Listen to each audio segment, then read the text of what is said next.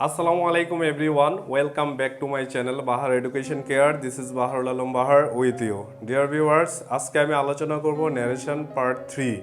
তো আমার পূর্বের ক্লাসের মধ্যে part 1, part 2 ক্লাসগুলো দেখানো হয়েছে এবং আজকের ক্লাসের মধ্যে ইন্টারগেটিভ সেন্টেন্সে কিভাবে ডিরেক্ট থেকে ইনডিরেক্ট করা হয় এগুলো আজকে আমি আলোচনা করব। আজকে আমার সাথে আছে আমার একজন প্রিয় শিক্ষার্থী আনিকা। তো ও ক্লাস 8-এ পড়ে, class roll 2, Debidwar Mofizuddin Ahmed pilot girls high স্কুলের স্টুডেন্ট। তাকে আজকে দু একটি প্রশ্ন করে তারপরে আমার ক্লাস শুরু করব। আর ও আজকে যেই ধরনের প্রশ্ন করবে সেই প্রশ্নগুলো সাধারণ শিক্ষার্থীদের মাঝে এরকম প্রশ্ন থাকতে পারে। তো আনিকা, তুমি কি ন্যারেশন শিখেছো? পার্ট 1, 2 দেখেছো? আচ্ছা, কি অনলাইনে ক্লাস পার্ট 1, পার্ট 2 দেখেছো আমার ক্লাস? আচ্ছা, ইন্টারগেটিভ সেন্টেন্স কি তুমি করেছো পূর্বে কখনো? না, তাও ঠিক আছে। আজকে আমি আলোচনা করব ইন্টারগেটিভ সেন্টেন্সে কিভাবে ডিরেক্ট থেকে ইনডিরেক্ট করা হয়। আমি কয়েকটি উদাহরণের মাধ্যমে তোমাকে আমি আলোচনা করব, তোমার মাঝে সকল শিক্ষার্থীরা জানতে পারবে। আর তোমার যেখানে কোনো সমস্যা হবে এগুলো তুমি আমাকে বলবে, ঠিক আছে? So dear viewers, let's get start. Dear viewers, look at the word and notice it. Interrogative sentence. এখানে আমরা জানি পূর্বের ক্লাসের মধ্যে যদি সে, সেড অর্থাৎ সেজ থাকে, রিপোর্টিং ভার্ব, রিপোর্টেড স্পিচ সম্পর্কে আমাদের ধারণা আছে। তো রিপোর্টিং ভার্বের মধ্যে এখানে আমি একটা উদাহরণ দিয়েছি, আনিকা সেজ টু মি। এই জায়গার মধ্যে খেয়াল করেন, এটি হচ্ছে রিপোর্টিং ভার্ব। আর can you teach me English, এখানে ইনভার্টেড কমা আছে। এই ইনভার্টেড কমার মধ্যে যে সেন্টেন্সটি আছে এগুলো হচ্ছে কি রিপোর্টেড স্পিচ, ঠিক আছে? তো রিপোর্টিং ভার্ব যদি প্রেজেন্ট টেন্স হয় আর রিপোর্টেড স্পিচ যেই টেন্সেই থাকুক, প্রেজেন্ট অথবা ফিউচার টেন্স হয়। রিপোর্টিং ভার্ব যদি প্রেজেন্ট টেন্স অথবা ফিউচার টেন্সের হয় তাহলে রিপোর্টেড স্পিচের টেন্সের কোনো পরিবর্তন হয় না, শুধু পার্সনের পরিবর্তন হবে আর সেই সাথে না সাবজেক্ট অনুযায়ী ভার্বের কিছু পরিবর্তন হবে, কিন্তু টেন্স একই থাকবে। তো ডিয়ার ভিউয়ার্স, তো আজকে আমি দেখাচ্ছি যে সে আর সেজ এগুলো জানি আমরা প্রেজেন্ট ফর্মে থাকে। যদি সে সেজ থাকে তাহলে ইন্টারগেটিভ করার সময় আমরা আক্স দেব। কি দিব? আক্স। আর ইনভার্টেড কমার মধ্যে আমরা ইফ আর ডাব্লিউএস ওয়ার্ড দেব। যদি রিপোর্টেড স্পিচ যদি ডাব্লিউএস ওয়ার্ড দ্বারা শুরু হয় তাহলে ডাব্লিউএস ওয়ার্ড আমরা রাখবো। আর যদি এটা এমিজার অক্সিলারি ভার্ব দিয়ে শুরু হয় তাহলে আমরা ইফ দিতে পারি। তাছাড়াও আমরা সে, সেডের জায়গায় আমরা আরও কিছু লিখতে পারি, যেমন এনকোয়ার অফ, ডিমান্ড অফ, তারপরে ওয়ান টু, নো, এইগুলো আমরা কি করতে পারি সেজ, সেড টুর জায়গায় লিখতে পারি, ঠিক আছে? তো ডিয়ার ভিউয়ার্স, তাহলে একটি উদাহরণ দেই। 1 নম্বরে যে আনিকা, খেয়াল করো, আনিকা সেজ টু মি। এখানে দেখেন আনিকা সেজ টু মি, এটি হচ্ছে রিপোর্টিং ভার্ব। এগুলো কি রিপোর্টিং ভার্ব, ঠিক আছে? তো দেখো এখানে এই ইনভার্টেড কমার জায়গায় আছে can you teach me English. এখানে দেখো এটা হলো রিপোর্টেড স্পিচ। এটা কি রিপোর্টেড স্পিচ, খেয়াল করো। তাহলে দেখো আর এটি হচ্ছে কি রিপোর্টিং ভার্ব। তাহলে আমরা কি করব, সে সেজ থাকলে আমরা কি লিখবো? আক্স লিখবো। কি লিখবো? আক্স। তাহলে প্রথমে আমি কি করব, আনিকা সাবজেক্ট হিসেবে এখানে লিখবো আনিকা। কি লিখবো? আনিকা, ঠিক আছে? আর সেজের জায়গায় যেহেতু আমরা কি আক্স থাকে তাহলে আমরা এখানে কি লিখবো? আক্স। আর যেহেতু আনিকা একটি মেয়ের নাম, subject third person singular number, তাহলে সেখানে আমরা কি ভার্বের শেষে এস বাই এস দিব, আক্সের সাথে এস যোগ করব, আক্স দিব, ঠিক আছে? তারপর এখানে অবজেক্ট মি আছে তাহলে আমরা দিব মি। তাহলে ডিয়ার ফ্রেন্ডস, আমি বলেছিলাম যে যদি প্রশ্ন দুইভাবে হয়, একটি হচ্ছে অক্সিলারি ভার্ব দিয়ে আর আরেকটি হচ্ছে কি আমার ডাব্লিউএস ওয়ার্ড দিয়ে প্রশ্ন করতে হয়, ঠিক আছে? তাহলে এখানে দেখো ক্যান দিয়ে আছে। কি দিয়ে আছে এখানে? ক্যান। তাহলে এই জায়গার ভিতরে আমরা কি বসাবো? ইফ বসাবো না ডাব্লিউএস ওয়ার্ড বসাবো? বলো তো কি বসাবো এখানে? ইফ বসাবো। তাহলে আমরা লিখলাম এখানে ইফ। এখন কেন ইফ লিখলাম বলো তো, যে এখানে কেন ইফ দিয়েছি? ক্যান হচ্ছে অক্সিলারি ভার্ব, সেই কারণে এখানে কোনো ডাব্লিউএস ওয়ার্ড নেই, তার আগে কোনো ডাব্লিউএস ওয়ার্ড নেই, সেই জন্য আমরা এখানে ইফ দিয়ে করেছি, ঠিক আছে, ইফ লিখবো। তারপরে এখানে আরেকটা জিনিস হচ্ছে, তারপর সাবজেক্ট লিখবো। প্রথমে কি লিখবো? সাবজেক্ট। ইনডিরেক্ট সবসময় অ্যাসার্টিভ হবে, ঠিক আছে। তাহলে দেখো এখানে সাবজেক্ট কি আছে? ইউ। এটি কি? ইউ। তাহলে ইউ এটা কোন person? Second person. Second person যদি হয় তাহলে রিপোর্টিং ভার্বের অবজেক্টকে বুঝাবে। কাকে বুঝাবে? অবজেক্টকে বুঝাবে।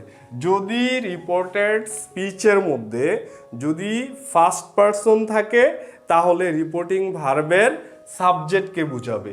যদি সেকেন্ড পারসন থাকে তাহলে রিপোর্টিং ভার্বের অবজেক্টকে বুঝাবে। আর যদি থার্ড পারসন থাকে তাহলে নো চেঞ্জ, এটা জায়গায় থাকবে, কোনো পরিবর্তন হবে না, ঠিক আছে।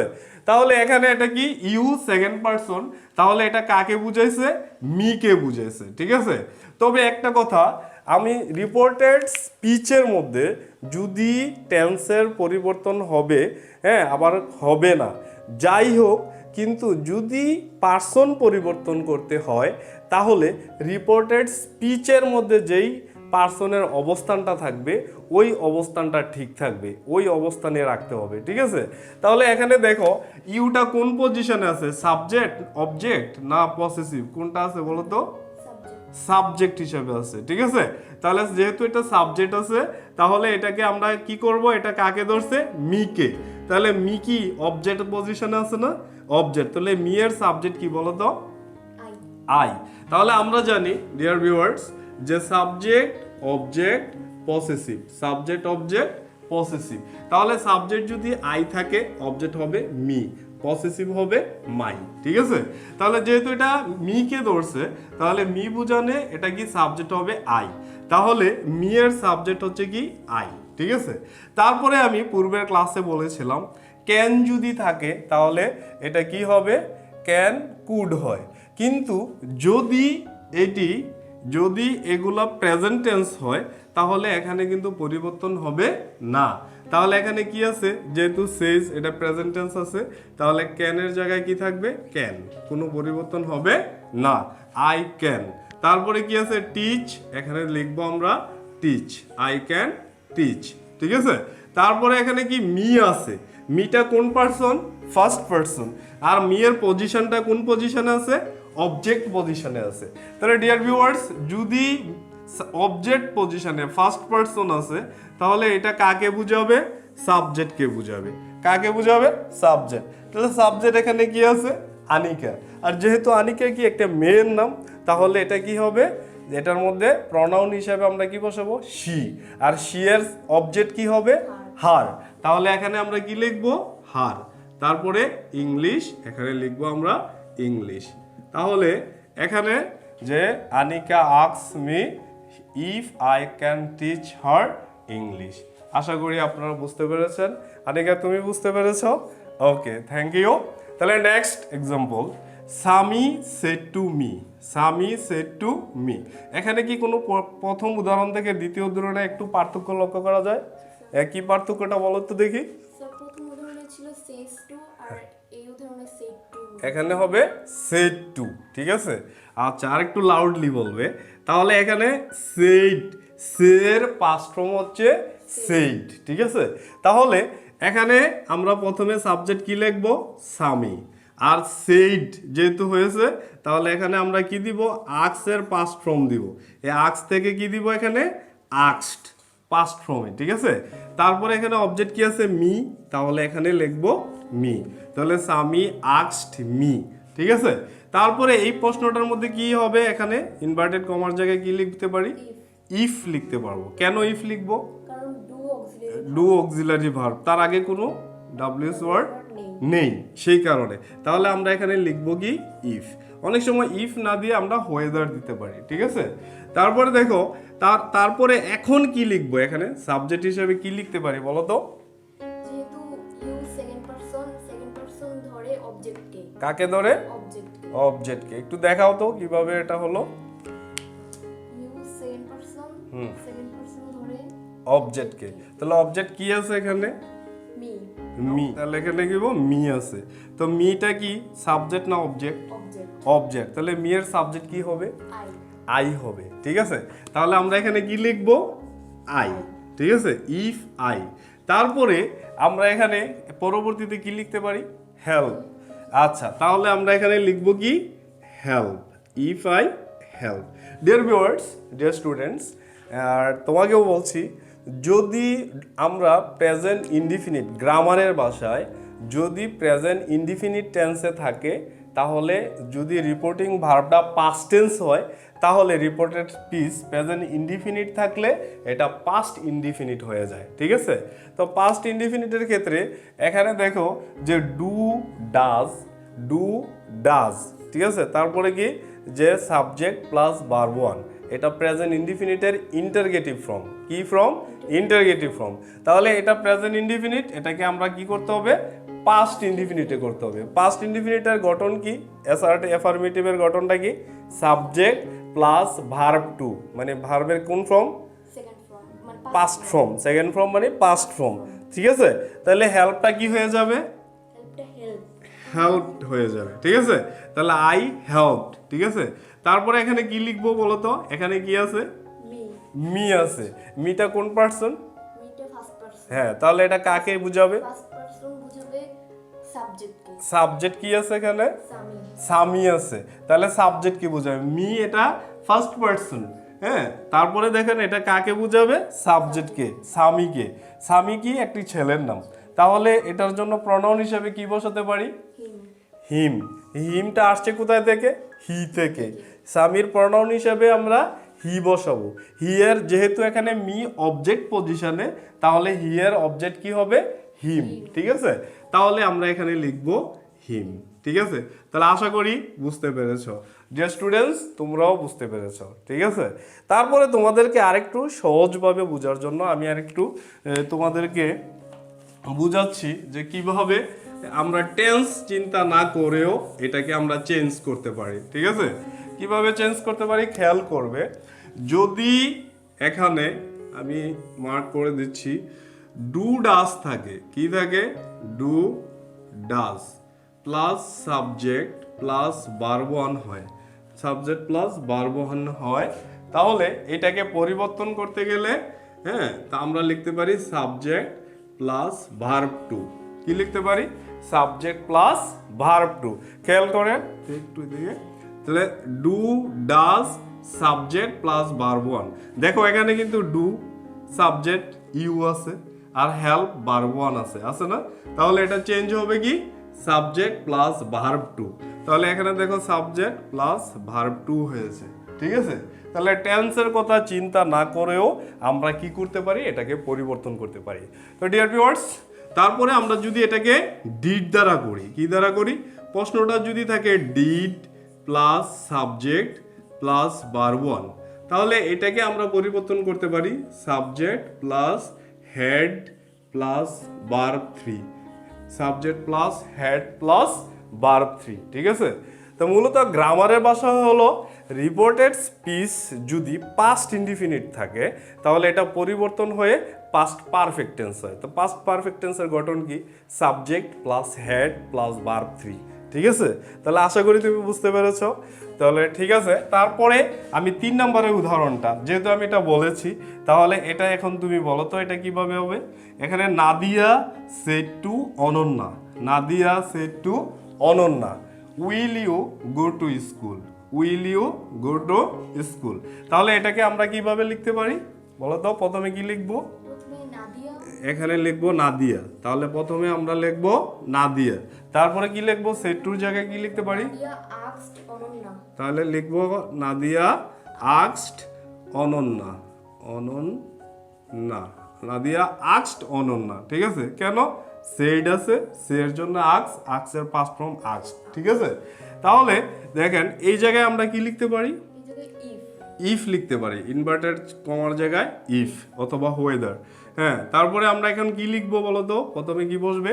যেহেতু এদিকে ইউ সেকেন্ড পারসন ধরে অবজেক্টকে। অবজেক্টকে you second person. Dear students, look at the board and notice it. তাহলে এখানে ইউ সেকেন্ড পারসন, এটা কাকে বুঝাবে? অনন্যাকে বোঝাবে, ঠিক আছে? তো অনন্যা এখানে কি একটি মেয়ে, তাহলে এর পরিবর্তে ইউর পজিশন আছে কি পজিশনে? সাবজেক্ট পজিশনে। তাহলে সাবজেক্ট পজিশন এলে এখানে কি বসাবো আমরা? সি, যেহেতু সে মেয়ে। এখন প্রশ্ন হলো অনন্যা একটি মেয়ে, নাদিয়া এটাও মেয়ে, অর্থাৎ রিপোর্টিং ভার্বের সাবজেক্টও মেয়ে, অবজেক্টও মেয়ে। তাহলে এই যে সি দেওয়া হলো, সি দিয়া কাকে বোঝানো হলো? এটা কি নাদিয়াকে তো বোঝাতে পারে, অনন্যাকেও বোঝাতে পারে, তাহলে আমরা বুঝবো কিভাবে? তখন খেয়াল করবে, তখন যে যাকে বুঝাবে, তুমি যদি অবজেক্টকে বুঝাও তার নামের প্রথম অক্ষরটা লিখবে। যেমন অনন্যাকে বুঝাইছো, তাহলে সি দিয়ে এখানে এ ক্যাপিটাল লেটার লিখবে, ঠিক আছে? তার মানে এ দিয়ে বোঝানো হচ্ছে যে অনন্যাকে বুঝাইছে, এ সি দিয়ে, ঠিক আছে? তারপরে এখানে আমরা কি লিখবো? উইল আছে, কি আছে এখানে? উইল। শ্যাল উইল যদি থাকে তাহলে তোমরা এটাকে উড লিখবে, কি লিখবে? উড। তাহলে দেখো সি উড, ঠিক আছে? তো আমরা জানি যত মোডালস আছে, মোডালের পরে কি থাকে? ভার্ব ওয়ান বসে। তাহলে এখানে কি আছে? গো, তাহলে আমরা কি লিখবো? Go to school, go to school. Okay, আশা করি বুঝতে পেরেছো। এখানে আর কোনো সমস্যা না। এই জায়গার মধ্যে কি শিখতে পেলে? নতুনত্ব কি দেখা যায়? অন্যান্য উদাহরণের চেয়ে এই উদাহরণটার মধ্যে একটু পার্থক্য লক্ষ্য করা যায়। এখানে অনন্যা, অর্থাৎ এখানে রিপোর্টিং ভার্বের মধ্যে সমজাতীয় ওয়ার্ড আছে, অর্থাৎ এখানে মেয়ে, এখানেও মেয়ে। এই জন্য প্রনাউন সি দিয়ে আমরা ক্যাপিটাল লেটার হিসেবে নামের প্রথম অক্ষরটা বসাবো। এখন যদি নাদিয়ার জায়গায়, অনন্যার জায়গায় যদি দুইটি ছেলের নাম হয়, তাহলেও কি করবে? আমরা একই নিয়মে নামের প্রথম অক্ষরটা কি করব? হি লিখে তার নামের প্রথম অক্ষরটা লিখবো। আশা করি তোমরা বুঝতে পেরেছো। তুমি কি বুঝতে পেরেছো? Okay, thank you. তাহলে আমরা 4 নম্বরে যাই। 4 নম্বরে দেখো, হি সেড টু মি। এতক্ষণ খেয়াল করো 1, 2, 3 এইগুলো যে রিপোর্টেড স্পিচের যে প্রশ্নগুলো ছিল, এই প্রশ্নগুলো কিন্তু অক্সিলারি ভার্ব দিয়ে, ঠিক আছে? কিন্তু এখন প্রশ্ন, he said to me home did you want, home did you want. তাহলে একটু পরিবর্তন না উপরের চেয়ে এই প্রশ্নটা? তাহলে কি পরিবর্তন বলো তো? এখানে কি আছে? স্যার উপরের সবগুলোতে অক্সিলারি ভার্ব ছিল ভিতরে, কিন্তু এইদিকে ডব্লিউএইচ ওয়ার্ড আছে, এখানে ডব্লিউএইচ ওয়ার্ড আছে, সেই কারণে একটু পার্থক্য আছে, ঠিক আছে? তাহলে আমরা রিপোর্টিং ভার্বটা আগের মতোই হবে, ঠিক আছে? যে এখানে এসে একটু পরিবর্তন হবে। তাহলে বলো তো প্রথমে আমরা কি লিখবো? হি। তারপরে সেড টুর জায়গায় কি লিখতে পারি? আস্কড। তাহলে এখানে আমরা লিখবো হি আস্কড, ঠিক আছে? তারপরে কি লিখবো?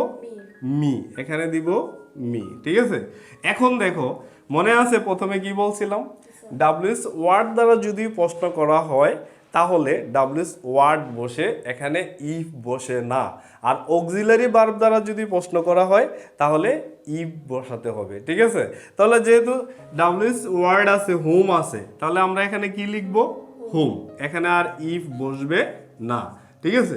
তারপরে দেখো এখানে আমরা কি বসাতে পারি? এখানে সাবজেক্ট বসাবো। সাবজেক্ট কি হবে বলো তো? যেহেতু ইউ সেকেন্ড পারসন, জন্য অবজেক্টকে ধরবে, অবজেক্টকে ধরবে, ঠিক আছে? তাহলে তুমি দেখাও তো কিভাবে ধরবে?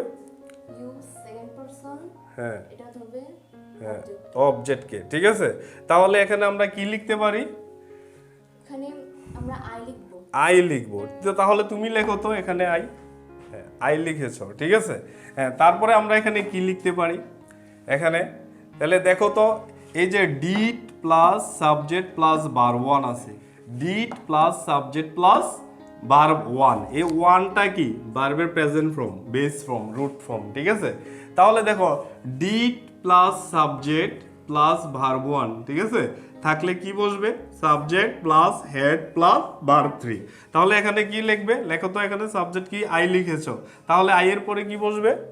I had wanted. গুড। তাহলে আই হ্যাড ওয়ান্টেড লিখেছে, তাহলে এখানে ওয়ান্টেড হলো কেন বলো তো?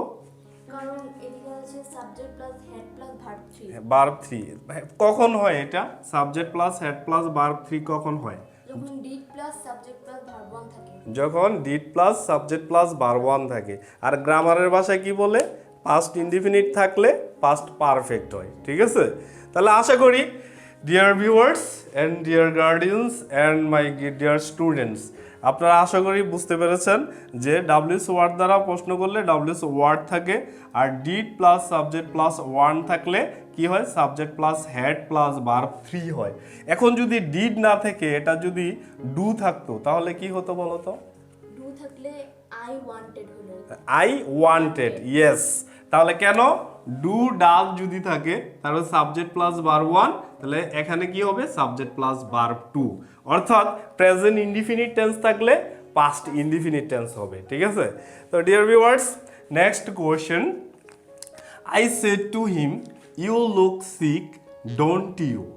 I said to him you look sick don't you. তোমাদের ক্লাস 8 পর্যন্ত এই 4 নম্বর উদাহরণ পর্যন্ত ক্লাস 8, 9, 10 পর্যন্ত আছে, ঠিক আছে? এখানেই এদিক থেকেই প্রশ্ন করা হয় এবং পেসেজ ন্যারেশনের ক্ষেত্রে এই ধরনের প্রশ্ন দেওয়া হয়, ঠিক আছে? তাহলে আমার ক্লাসটা হবে শুধু সবার জন্য, শুধু 8-এর স্টুডেন্টসদের জন্য না, এটা 9, 10, 11, 12 তারপরে যারা চাকরি প্রত্যাশী তাদের জন্য, ঠিক আছে? তাহলে এখানে দেখো এটাই ইন্টারে, এগুলো যারা এইচএসসিতে আছে এই প্রশ্নগুলো আসে। তো দেখো, I said to him you look sick don't you, এটা কি? এটি একটি ট্যাগ কোশ্চেন। এটা কি কোশ্চেন? ট্যাগ কোশ্চেন, ঠিক আছে? তাহলে এই ক্ষেত্রে আমরা কিভাবে করব, ঠিক আছে? তাহলে দেখো প্রথমে সাবজেক্ট হিসেবে আমরা কি লিখব? আই। তারপরে সেড টুর জায়গায় আগের নিয়ম থাকবে, তাহলে আগের নিয়ম থাকলে কি হবে? আস্কড। কি দিব? আস্কড। তারপরে অবজেক্ট কি আছে? হিম। আস্কড হিম, ঠিক আছে? তারপরে দেখো যে এখানে আমরা কি লিখতে পারি, এই জায়গার মধ্যে কোনো অন্য কিছু আছে? ডাব্লিউএস ওয়ার্ড আছে? নাই, ট্যাগ কোশ্চেন। তাহলে এখানে আমরা লিখব ইফ। কি লিখব? ইফ, ঠিক আছে? তারপরে আমরা লিখব ইউ লুক। তো ইউটা কোন পার্সন বলো তো? Second person. সেকেন্ড পার্সন হলে কাকে বুঝাবে? অবজেক্টকে। অবজেক্ট কি আছে এখানে? হিম। তাহলে এখানে হিমের সাবজেক্ট কি হবে? হি, ঠিক আছে? তারপরে এখানে লুক কি আছে? ভার্ব 1 আছে। তাহলে এটা চেঞ্জ হয়ে কি হয়ে যাবে? ভার্ব 1 দেখলে ভার্ব 2, তাহলে কি হবে? লুকড হয়ে যাবে। সিক, এখানে দিবা সিক, ঠিক আছে? যদি ট্যাগ কোশ্চেন থাকে তাহলে আমরা এই জায়গাটার মধ্যে পরিবর্তন করব। পরিবর্তনটা কি হবো? And hope. কি দিতে পারি? অ্যান্ড হোপ অথবা অ্যাসিউমড। অ্যান্ড হোপ অথবা কি দিতে পারি? অ্যাসিউম দিতে পারি, ঠিক আছে? তাহলে আমরা কি দিতে পারি? যে অ্যান্ড হোপ, ঠিক আছে? অথবা হোপড পাস্ট ফর্মে, অথবা অ্যাসিউমড। কি দিতে পারি? অ্যাসিউম। তারপরে দিব ইফ। কি লিখব? ইফ। লিখে এটাকে সাবজেক্ট কি আছে এখানে বলো তো? ইউ। ইউ সেকেন্ড পারসন কাকে ধরবে? হিমকে। তাহলে কি হবে? হি, ঠিক আছে? আর ডোন্ট আছে, তাহলে ডোন্ট যদি থাকে এটা কি হয়ে যাবে? ডিডন্ট। তাহলে এখানে আমরা লিখব ডিডন্ট। ডিডন্ট, ঠিক আছে? তাহলে অ্যান্ড হোপ অথবা অ্যাসিউম, হ্যাঁ, ইফ হি ডিডন্ট। তাহলে এটা কেন হলো? এটা কোন ক্ষেত্রে? ট্যাগ কোশ্চেনের ক্ষেত্রে। যদি প্রশ্নটা ট্যাগ কোশ্চেন হয়, ক্লাস 9, 10 থেকে ট্যাগ কোশ্চেন শুরু হয়, ঠিক আছে? তাহলে আশা করি ডিয়ার ভিউয়ার্স আপনারা বুঝতে পেরেছেন, হ্যাঁ? যেহেতু সে ক্লাস 8 পর্যন্ত পড়ছে, 8-এ উঠছে, শুধু তার উপর পর্যন্ত এই 4 নম্বর রুলস পর্যন্ত তার জন্য যথেষ্ট। কিন্তু এর নিচে যে রুলটা এটা এসএসসি এবং ইন্টারমিডিয়েট তার উপরে, ঠিক আছে? তো ডিয়ার ভিউয়ার্স, তারপরে আমরা নেক্সট আরেকটি উদাহরণ দেব, ওই উদাহরণটা দিয়ে আমাদের ক্লাস শেষ করব ডিয়ার ভিউয়ার্স। তাহলে এখানে একটা জিনিস আমরা লিখতে পারি যে জায়গার ভিতরে, যে হোপ অ্যাসিউম ইফ না দিয়ে আমরা দ্যাট দিব। এখানে কি লিখব? দ্যাট। Assume that. এখানে ইফ না হয় কি হবে? দ্যাট বসবে, ঠিক আছে?